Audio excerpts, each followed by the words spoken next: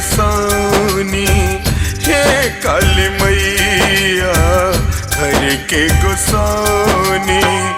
महिमा तो हर माँ, महिमा तो हर माँ, अगम अपार जननी हमारे कष्ट हरुने। काली जारी माँ, काली जारी माँ, छी हम ठार। हे काली मैया घर के गोसानी।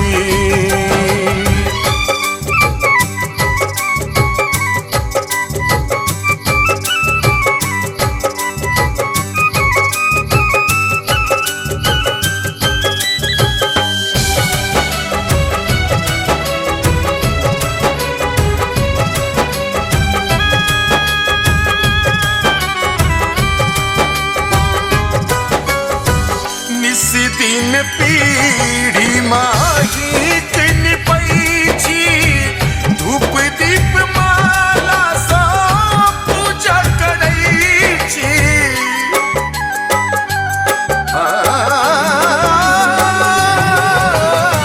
निस दिन पीढ़ी माँ अही किन पैची, धूप दीप माला सा पूजा करैची। द्वार नयन द्वार, हे काली मैया घर के गोसानी।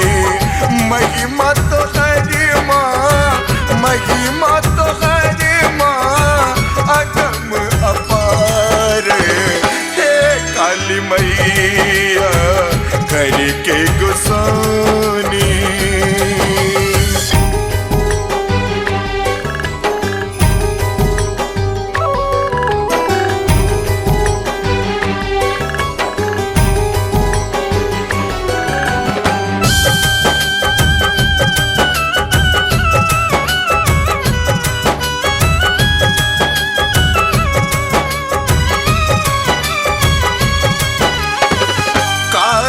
कपाली नाम अही के, घर घर में माँ बस अही के।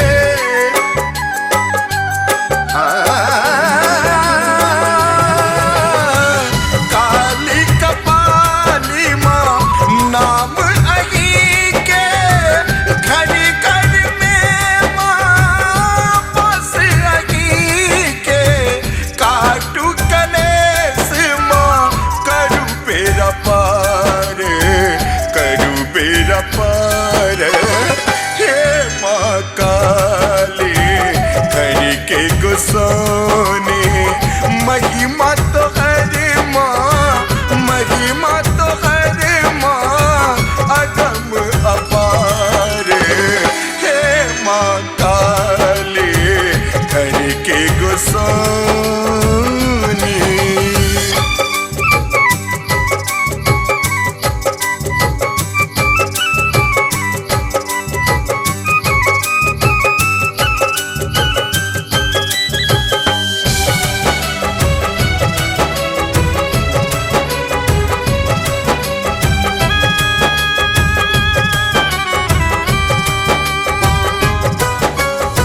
सबके बिने माँ सुनई छी, हमरा किए ते कष्ट देने छी। माँ सबके बिने माँ सुनई छी, हमरा किए ते कष्ट देने छी। दिलीप मधुबनिया के करुणे उधार, करुणे उधार। हे माँ काली घर के गोसानी। महिमा तो हर माँ, महिमा तो हर माँ, अगम अपार। हे माँ काली घर के कसम